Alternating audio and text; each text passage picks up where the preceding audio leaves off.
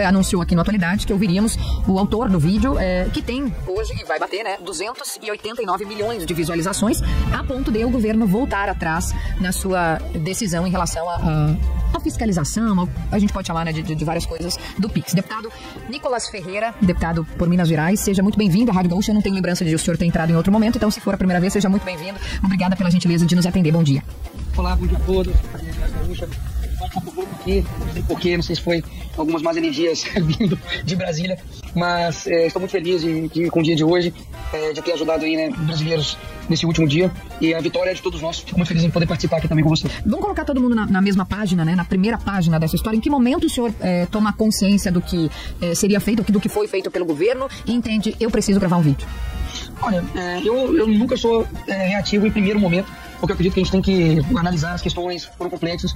Esperei ser postado, né, no Diário Oficial para poder analisar. E eu comecei a perceber que em todo lugar que eu estava vendo na internet e também pessoalmente, a única pauta era Pix. As pessoas estavam preocupadas, e principalmente as pessoas mais carentes. Então, a minha esposa, por exemplo, recebeu mensagem da manicure dela dizendo: olha, não vou aceitar mais Pix devido à mudança fiscal e tudo. Eu falei: opa, preciso fazer um texto aqui para poder gravar um vídeo. O senhor teve um sentimento a partir do relato, e é verdade isso. Ontem eu estava conversando com uma colega que ela foi pagar uma torta, um bolo, e a pessoa disse: eu não vou receber para Pix, tem que me pagar em dinheiro. Então o senhor teve uma percepção de sentimento das pessoas nessas conversas de que era o assunto.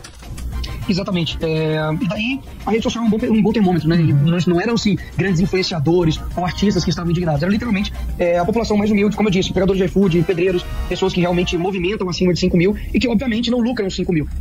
A realidade do nosso país muitas das vezes são pessoas que estão endividadas com o nome no SPC e passa tudo no cartão de um parente, do pai, por exemplo, ou sou da mãe. Ou seja, a movimentação no cartão desse pai é muito maior. E aí, como queria fazer? Ia entrar na mira da Receita e as pessoas estavam preocupadas. E eu estamos ainda, né, de férias, mas estava na praia com a minha família. Minha filha estava passando mal, comecei a escrever o texto e daí tive que dar uma pausa nesse texto. Depois, quando eu cheguei em Belo Horizonte, eu foquei, escrevi no bloco de notas do iPhone, fui aqui perto de casa, nós temos um estúdio de um amigo meu, gravei, fui de chinelo para economizar tempo, voltei, editei, no outro dia postei e confesso que nunca imaginaria atingir essa quantidade de visualizações que está agora somente no Instagram, né? Então, não é somente números, eu vou deixar bem claro aqui para todo mundo que está ouvindo. Isso é uma demonstração clara da indignação das pessoas com esse regime petista, essa é a palavra. De fato, o governo do PT enganou as pessoas durante a eleição, prometendo, por exemplo, picanha, que é algo que é repetido, mas que é um bom exemplo para poder dar para as pessoas. De que, assim, é uma coisa tão besta, uma coisa tão fictícia, de prometer picanha, cerveja, e não foi entregue nada disso, mas isso se estendeu para outras promessas do governo. Então, a própria isenção mesmo de imposto de renda, né, para quem ganha até 5 mil reais, isso não foi feito. A própria questão também, né, das alianças com o Maduro, e a gente está vendo também que isso foi totalmente ignorado. Na campanha não foi possível associar a figura do ditador Nicolás Ortega de Nicarágua com Lula, e agora a gente tá mais Daniel Ortega, agora tá mais do que claro, né, a aliança do Lula com pessoas que são de fato com regimes totalitários aqui na América Latina. Então as pessoas estão abrindo os olhos, pessoas comuns. No vídeo eu deixo bem claro que, mesmo que você não concorde comigo, isso aqui é uma pauta do Brasil todo. Essa é pelo deputado. O senhor imagina que o seu vídeo contribuiu para isso? O senhor tem alguma informação de, né? O senhor você tem férias agora, mas enfim, as suas fontes em Brasília são muito fortes, né? Enfim, o seu vídeo foi tipo cereja do bolo do governo para o cancelamento dessa ação? Eu não tenho dúvidas, não só por feeling, porque, poxa, um vídeo que alcança mais visualizações do que a população brasileira, pode ter certeza que é um vídeo que impactou. E as próprias manchetes, né, do consórcio do Lula também divulgaram isso, né, com relação a... Tinha uma manchete que dizia que o governo recua e tem Nicolas com relação ao vídeo que foi postado, né. Então, de fato, eu fico mais uma vez, os números são muito mais do que números, tá? Não é simplesmente do meu Instagram para poder digamos assim, me visualizar.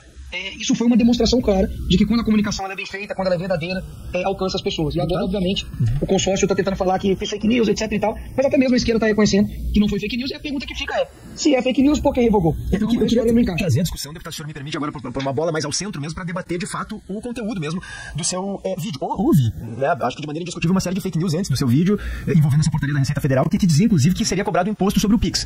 No seu vídeo, inclusive, o senhor reconhece que o governo não tinha essa intenção de cobrar o imposto, de taxar o Pix, mas o senhor fala que o governo passaria a quebrar o sigilo de pessoas que fizessem essas operações, o que também não é verdade, né? O governo não estava quebrando o sigilo. Eu queria que o senhor dissesse o seu ponto de vista de maneira bem clara. Por que essa portaria da Receita Federal era ruim e por que o senhor usou essa expressão assim, que o governo quebraria o sigilo bancário das pessoas? Porque isso o governo nem pode fazer. Qual parte do vídeo que eu falo sobre quebrar o sigilo? Eu posso sim, deixa eu ver, eu não estou com o vídeo aberto aqui, mas se eu abrir o vídeo aqui e procurar, eu lhe aponto sim uma parte que o senhor diz que o governo vai quebrar o sigilo bancário das pessoas. Seria importante levantar isso aí. Enquanto o senhor vai respondendo, eu vou assistindo ao vídeo aqui, mas se o senhor puder responder a sua contestação central, né, a essa medida, sobre por que ela é muito ruim, eu lhe agradeço. Enquanto isso, eu vou buscando aqui o trecho do vídeo que o senhor fala que o sigilo bancário seria quebrado. Com certeza. Então, a gente, inclusive pela Constituição, né, você não pode ter o sigilo quebrado. E ainda assim, era-se uma forma de medo que as pessoas obviamente tinham. Afinal de contas, você pega a instrução normativa, eu tô com ela aqui aberta no diário oficial, você tem toda a especificidade disso, e eu tenho aqui, vou demorar aqui a achar, mas enfim, vou correr atrás que poder achar o que embasou isso. Para poder dizer o seguinte, de que a primeira parte, com relação, por exemplo, né, à questão da taxação do Pix, eu deixei bem claro, olha, o Pix não será taxado. E de fato, ele não pode ser taxado. Mas eu não duvido que ele possa ser, até mesmo por conta do histórico do governo, com outras medidas. E especificamente sobre a questão do Pix, né, e do imposto em cima disso, por que eu disse que eu não duvido que possa ser? Porque não é somente pelo imposto que a pessoa seria atrapalhada, né, seria ferrada com relação a isso. Se a pessoa tivesse uma movimentação acima de R$5.000, ela entraria na mira da Receita e isso geraria para ela um imposto de renda, ou seja, o 27,5%. Quando eu falo sobre essas pessoas que muitas delas não declaram para poder sobreviver, isso é uma realidade. Então, assim, não estou dizendo para as pessoas pararem de declarar os seus impostos, etc. Isso tudo, mas existem muitas pessoas que não estão na mira da Receita Federal e é dessa forma que elas conseguem sobreviver. Mas o senhor acha que é correto ou errado, no caso, que essas pessoas que eventualmente estão, né, no valor que é previsto para ser taxado, no caso do imposto de renda, o senhor disse, olha, elas não vão ser pegas no Pix, mas depois o governo vai ver que a renda delas está dentro daquilo que é o que tem que ser pago imposto, né? Isso é o que está na lei, na regra hoje. O senhor acha que não é correto? Não é no sentido de ser correto ou não. A pergunta que eu devolvo e eu vou responder também é a seguinte. Tiradentes morreu lutando por um imposto muito menor do que a gente está agora. A pergunta que está todo mundo fazendo é a seguinte. Essa quantidade de imposto que o brasileiro paga, ela é a correta? Ponto. Não, essa é uma discussão legítima, concordo com o senhor, absoluto. Perfeito. Agora, hoje... Quem está na mira da Receita, quem está na mira da Receita e foi monitorado, e ela tem ali obviamente uma renda acima de 5 mil, isso está na lei, ok, ela tem que declarar. Só que é como se eu dissesse assim, tudo bem, o governo agora vai aumentar a gasolina, ele vai aumentar o IPVA, ele vai aumentar os impostos, e quem não pagar, de fato, está cometendo crime, porque você não pode sonegar um imposto, ok? Estamos corretos. Mas você não tem que analisar o todo da coisa, não. Quando você tem um governo, por exemplo, que em breve deve anunciar um novo imposto sindical, que em breve deve ter aumento de gasolina, que com o nosso dinheiro gastou 85 milhões de reais para poder fazer um Janja Palusa, que aumentou o gasto do cartão corporativo e já está em 8 milhões, que gastou em viagens com o Lula e com a Janja e com a equipe com mais de 3 bilhões de reais em viagens e despesas. Aí você olha e fala assim, beleza, então, quando eu não pago um imposto altíssimo, é crime. Quando eles quebram regra de lei fiscal, fazem manobra fiscal para poder gastar mais do que é necessário, quando eles não têm responsabilidade com os gastos públicos, aí não é crime. É isso que eu acho que não tem isonomia. Então, por isso que eu falo no meu vídeo. Uma pessoa que tem movimentações acima de 5 mil reais e não declara para poder sobreviver, ele é o vilão da história? Opa, peraí. Então vamos dar transparência para todo mundo. Então eu quero transparência então para os gastos do Lula, quero transparência para o gasto da Janja. Foi só um cara colocar o janjômetro, por exemplo, que é uma medida para poder ver os gastos da Janja na internet, já estavam querendo derrubar o site. Então, peraí, o olho da Receita só cai naquele trabalhador informal que movimenta 5 mil, mas em cima dos grandes juízes, em cima dos políticos. Por que não tem essa transparêça nas emendas parlamentares?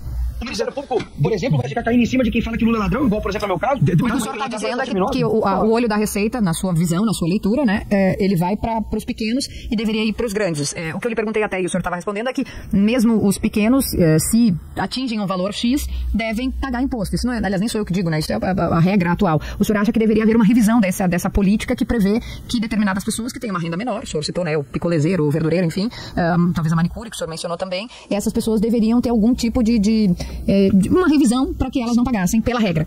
É isso? Eu entendi errado também. O senhor me corrija, porque eu estou fazendo a leitura aqui ao mesmo tempo. Eu acho que é necessário ser feita uma revisão, por exemplo, da nossa carga tributária aqui no nosso país. A legislação tributária no nosso país, ela tem um peso, real peso de quilos, de um elefante. Nós temos, por exemplo, uma Constituição que já foi emendada quase 200 vezes. Então nós não temos nenhum tipo de segurança jurídica, fiscal, para poder, de fato, chegar e falar, opa, a gente precisa revisar isso aqui. Porque, como eu disse, quando eu falo que a discussão ela é mais profunda, é que, de fato, se está na lei e você descumpre, isso, em alguns casos, né, é crime. Esse é o ponto que eu queria pegar, porque em algum momento, aí eu não queria ter que pagar tanto imposto. Eu também não queria. Eu tô falando, eu sou CLT, né? Então não tem nem opção de eu não botar, porque é taxado ali no contrato. Isso, deputado, quer. Então, mas eu fico, só que eu tenho que pagar porque tá na regra. Mas talvez eu tenha que ir lá pressionar o meu deputado, como o senhor tá dizendo, para não mudar essa regra. Ou enfim, né? Ou não, se eu acho que tá tudo bem. Então por isso que eu lhe perguntei. O meu trabalho de conclusão de curso na na minha graduação de Direito na PUC foi exatamente sobre o tema, a inflexibilidade e o anacronismo da CLT no Brasil.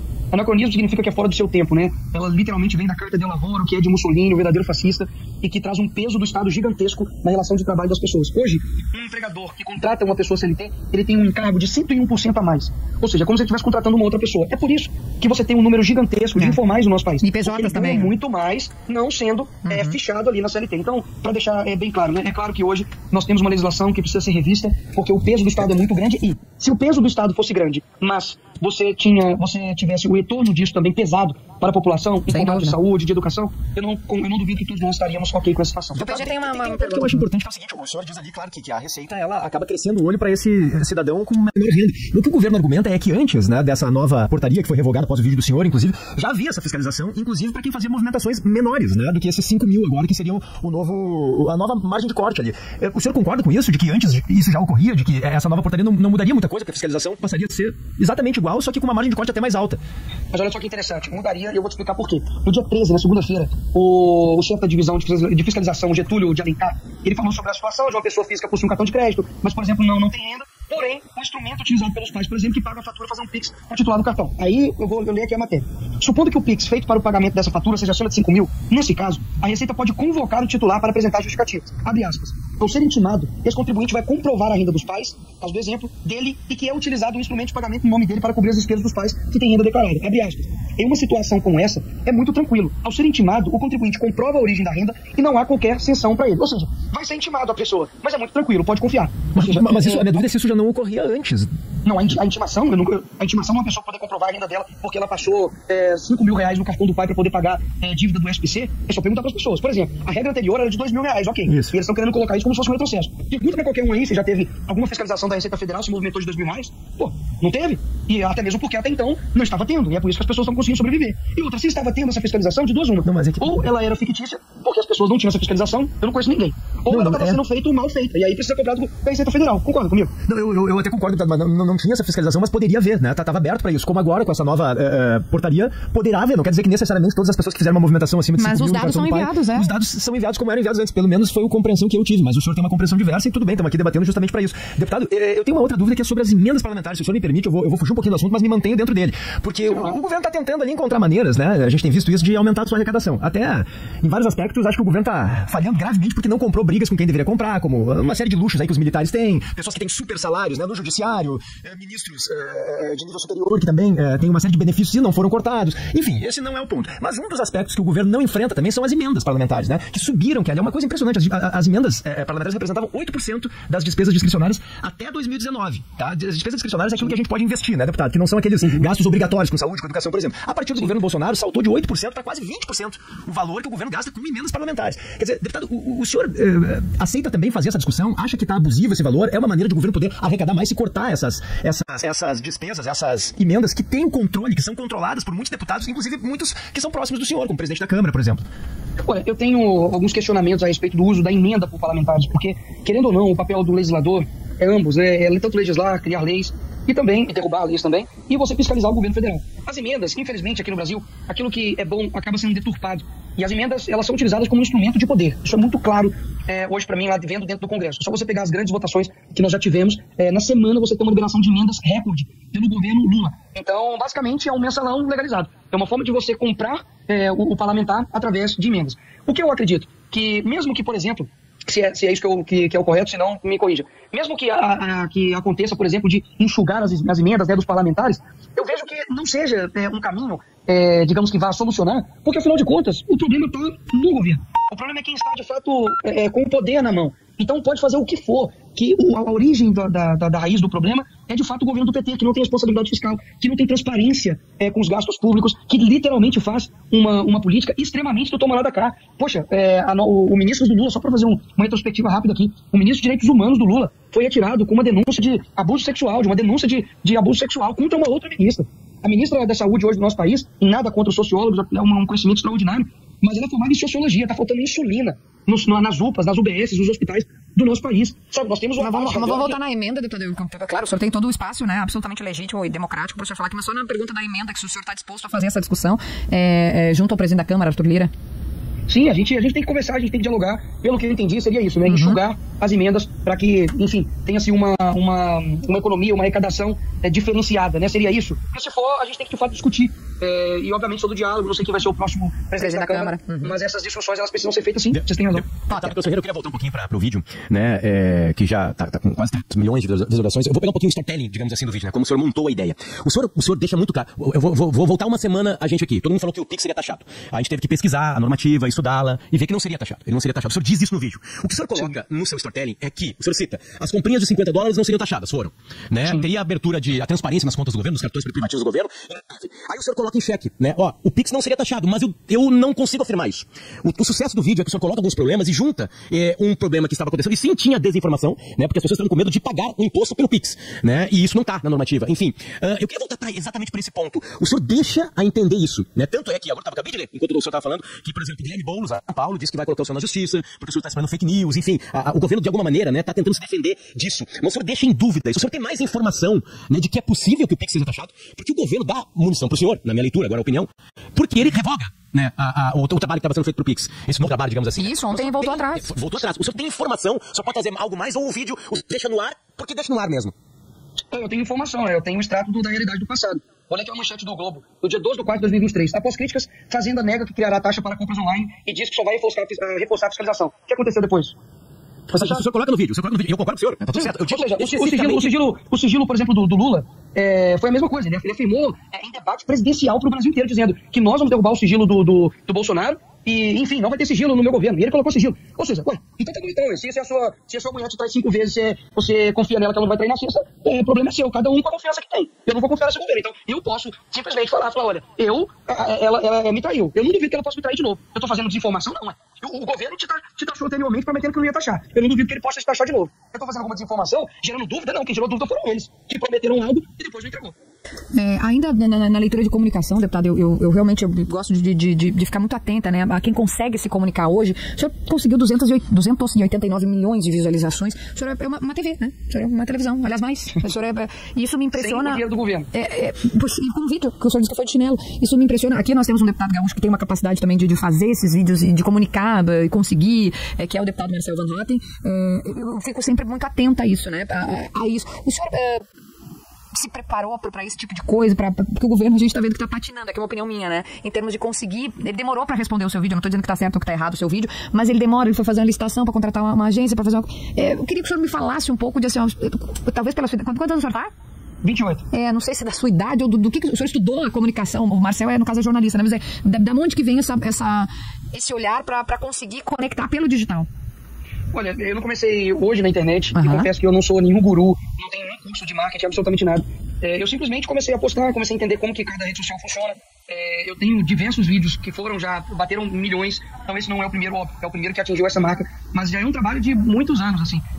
Então você vai aprendendo com a experiência. Eu acredito que a comunicação, por eu ter nascido num lar cristão e sempre ter sido do Ministério de Louvor e ter contato com muitas pessoas, a igreja cria esse bom ambiente, né? O senhor era fazia, não sei se é pregação a palavra, mas fazia... Não era pregador não, eu era do Ministério de Louvor, eu tocava bateria. Eu nem falava nada, mas eu digo assim, o ambiente da igreja... Não conheço, a igreja católica? Não, a igreja evangélica, perdão. Desculpa o meu desconhecimento. Não, tem isso, tem. Na católica tem a renovação carismática, que é uma questão também que tem bastante, né? Por isso que eu lhe perguntei, de onde que vem esse tino. Eu acredito que da comunhão, acredito que por conta de você conversar, enfim, dialogar, claro, que quando você é criança, por exemplo, na igreja, você vai lá na frente para poder falar um versículo. Tudo isso eu acho que foi me preparando. Dentro da escola, dentro da universidade, eu enfrentei dezenas de professores sem ter nenhum tipo de seguidor, tava eu lá sozinho, mas estava defendendo aquilo que eu acreditava, a minha essência, aqueles meus princípios. E depois disso, obviamente, você vai melhorando, você vai amadurecendo.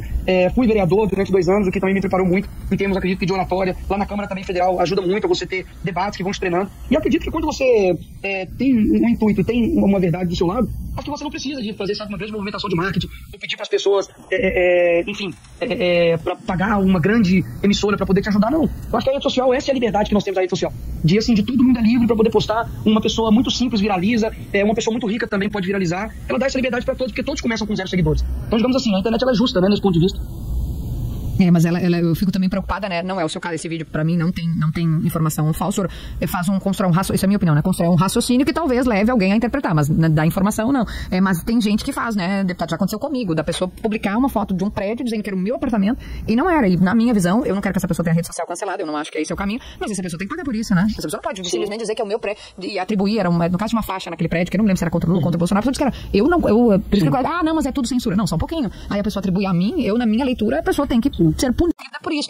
Mas claro, também tem um debate importante que eu não sei se a gente conseguirá fazer hoje, né? Que é de regular redes e censura, enfim, né? Mas dando uma resposta rápida a esse questionamento, eu acredito que hoje nós temos recursos jurídicos com relação a isso. Eu mesmo vou processar diversas pessoas que mentiram a respeito do meu pai, por exemplo, falando que ele era o maior bandido de Belo Horizonte, assim, de fato, calúnia, difamação, e isso você tem, né, a capacidade de recorrer isso até a justiça. A rede social realmente é um debate extenso, complexo, mas pode ter certeza que todas as vezes que o Estado vier com a palavra regulamentação da rede social, não é para regulamentar nada, é para censurar. A gente já viu isso na PL 2630, que há oposição, e quero aqui mandar um abraço pro deputado Cherini, Coronel Zucco, Marcel Van Hatten, Sanderson, vários outros que também compõem a grande bancada gaúcha, que juntamente com a oposição toda derrubamos esse PL 2630, que foi uma vitória para a internet, para a liberdade que nós temos hoje.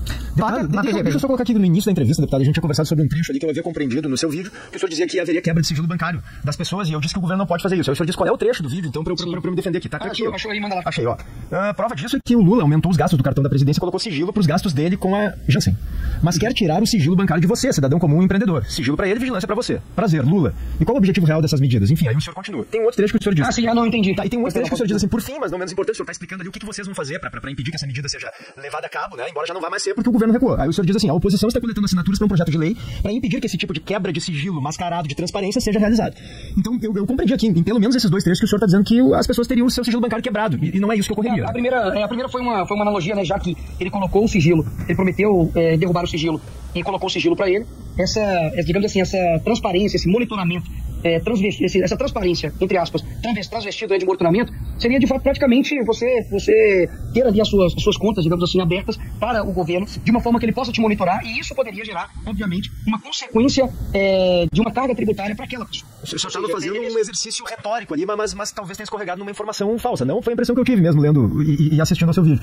Não, eu acredito que não, até mesmo porque ficou bem claro para as pessoas de que o sigilo, quando nós falamos sobre a respeito de sigilo bancário, sobre a pessoa não ter acesso a isso, de fato, pela Constituição, a pessoa não pode ter acesso ao seu sigilo bancário. Agora, quando o governo ele tem acesso à sua movimentação que seja acima de R$5 mil, e ele faz disso um instrumento para poder, no fim do ano, ele aplicar em você uma alta carga tributária que não estava sendo aplicado até então, isso é o quê? Entende? Então pode colocar outro nome que seja, mas no fim das contas o resultado está no mesmo. Mas vamos ouvir só o deputado pra gente poder ter a clareza aqui, né? Porque como é rádio, cada vez que eu esteja falando ali não fique tão mais expressivo, né? Vamos só botar o trechinho aqui pra gente poder fazer essa fala com o senhor, por favor.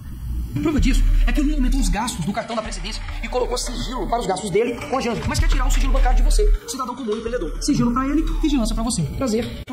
Quer tirar o sigilo bancário para você. Mas eu entendi. O que o deputado está argumentando é que é uma retórica, né, que ele fez, que ele está comparando o que foi feito com a quebra de sigilo bancário. Acho que enfim, é um recurso retórico, mas me parece que pode ser um pouco perigoso, porque eu, por exemplo, honestamente, deputado, entendi que o senhor estava dizendo algo que não seria feito, né, que era quebrar o sigilo bancário das pessoas. E isso pode gerar um alarmismo na sociedade, nas pessoas que acompanham o senhor. Algo sigiloso é o quê? Vamos lá, você pega um cofre é sigiloso, né? Se eu abro o cofre, ele deixa de ser sigiloso. Se o seu governo, ele não tem acesso, ou não está monitorando, aqui não vou colocar não tem acesso porque tem acesso, mas se ele não te monitora, porque a regra não alcança aquela pessoa, e vai passar a ser agora, quando você tem esse monitoramento, isso é o quê? Deixa de ser sigiloso. Então, assim, é uma informação que ele vai ter acesso para poder aplicar um tributo para poder arrecadar mais. Então, assim, mais uma vez, é um monitoramento bancário que, no fim das contas, não deixa mais a capacidade daquela pessoa de ficar fora da mira da Receita.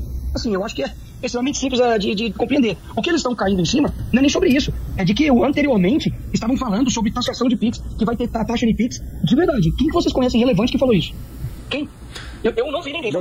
Teve um vídeo, né, inclusive com inteligência artificial, em que o ministro da Fazenda, Haddad, dizia, né, a paixão do brasileiro é por isso a pergunta do Potter é importante. E aí ele dizia que seria seria taxado o PIX nesse vídeo de inteligência artificial. Por isso a pergunta do Potter, uma das primeiras, é muito importante, que ele pergunta se o senhor, e até o senhor nessa parte, desculpa, na minha visão não respondeu, que é, o senhor tem alguma informação, porque em Brasília a gente conversa com muita gente, eu morei em Brasília há 4 anos, a gente ouve de um, de outro, daqui a pouco o senhor ouviu de alguém que é próximo ao ministro Haddad. O raciocínio lógico foi colocado no vídeo, tem quase 300 milhões, né, mas o que eu perguntei mesmo, deputado, se o senhor ouviu, se o senhor tá dentro da Receita, enfim, o Ministério da Economia, algo linkado a isso, uma informação que poderia mudar tudo, né? Uma informação, olha, isso aqui é uma preparação para depois taxar PIX. A pergunta foi sobre a informação mesmo. Isso.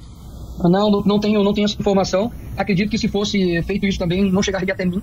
E mais uma vez, né, eu já entendi que vocês compreenderam isso, mas também para deixar mais claro, não foi por conta de uma informação que eu teria, até mesmo porque essa informação não chegaria, mas de fato foi um extrato do passado, né, do histórico do governo. Que o seu vídeo é uma explosão de views porque as pessoas estão com medo, né? Elas estão observando o vídeo e estão com medo. Deputado Nicolas Ferreira, muito obrigado pelo seu tempo com a gente aqui. Muito obrigado. Um assunto muito importante. Obrigado pelo carinho. Nada, obrigado a vocês, um abraço a todo o Rio Grande do Sul. Sei que estão em processo ainda, né, de reconstrução ainda do estado, muitas pessoas com dificuldade. Minas Gerais também tem quase 50 cidades em estado de calamidade, muitas chuvas. Deus abençoe vocês, que o governo federal dê mais olhos para esse estado e que a gente consiga ajudar esse Brasil. Obrigada. E deixa eu fazer um agradecimento, né, pra gente conseguir chegar ao deputado Nicolas, o deputado Giovanni Cherini, que é um deputado federal gaúcho do PL, presidente do PL, que fez essa ponte para que a gente pudesse estar conversando, que eu acho, Potter, assim, eu sei, vou fazer uma breve fala aqui, não quero me estender sobre isso. O Timeline tem 10 anos. 10 anos de Timeline. Timeline, sua formação original teve Davi Coimbra, e hoje, né, temos também a felicidade de ter o PG aqui conosco, com as suas opiniões, com as suas leituras. O Timeline ouve todas as pessoas. Pessoas com as quais nós concordamos, com as quais nós não concordamos. Isso é irrelevante para a decisão de quem a gente vai ouvir aqui. Nós já ouvimos Lula, nós já ouvimos Bolsonaro, nós já ouvimos Sarney, nós já ouvimos Collor, nós já ouvimos Fernando Henrique Cardoso, nós já ouvimos Boulos, nós já ouvimos Marcel Van Hatten, nós já ouvimos... Veio o estúdio Manuela Dávila. Nós vamos continuar ouvindo. E eu entendo a revolta de algumas pessoas que não aceitam ouvir quem pensa diferente. Eu entendo. Mas a democracia não é esse regime. Não é esse regime. E ouvir as pessoas não quer dizer que a gente vai concordar durante um bate-papo aqui. A gente concorda, discorda. O próprio PG concordou, discordou, eu concordei, discordei, enfim. O papo também tem perguntas que podem ser difíceis, né, de serem respondidas, né? Não, e quem tá acompanhando o Timeline sabe que o nosso formato é ainda que com perguntas mais duras, nós conversamos com as pessoas. O Roda Viva, por exemplo, dar um exemplo de um programa que eu participei, ele é uma arena, né? Tá todo mundo ali tem um gladiador lá no meio lá e os leões estão em volta. O Timeline é um programa que conversa com as pessoas. Eu acho que faz muita falta, inclusive, a determinados segmentos da sociedade ouvir o que elas têm a dizer. Eu queria fazer uma breve reflexão aqui com vocês, Kelly Potter, sobre o vídeo em si. Mas eu preciso falar sobre isso. Houve fake news? Houve, tá? Isso tá posto e é indiscutível. Mas também houve, me parece, uma resistência a essa medida do governo por uma parcela da população que me parece legítima e que precisa ser considerada. E o vídeo do deputado Nicolas Espelha reflete essa desconfiança de muita gente. Não dá pra achar que todo mundo é burro, Potter. Isso que eu quero dizer, todo mundo é manipulável, que o governo tá sempre certo. Se alguém contesta que é um alienado que só acredita em fake news. Não. O governo realmente não tava taxando Pix, não tava quebrando o sigilo bancário de ninguém. O vídeo do deputado Nicolas comete imprecisões, até algumas inverdades do meu ponto de vista. Eu falei pra ele isso na nossa entrevista, mas a Receita Federal estava fazendo o quê? Ela estava tentando ampliar a fiscalização de quem movimenta mais de 5 mil por mês, né? De 5 mil, na verdade, ali para uma série de plataformas digitais que não eram monitoradas antes. As pessoas se assustam por quê? Porque esse, Kelly, é duro o que eu vou dizer, é um país de sonegadores. 40% dos trabalhadores brasileiros estão na informalidade, Kelly. Eles realmente não declaram tudo. E eu tô falando de uma classe média baixa, não tô falando de milionário, né? Essa classe média baixa que não declara tudo, que tá na informalidade, que não tem carteira assinada, entende que se for declarar tudo, não vai conseguir pagar suas contas.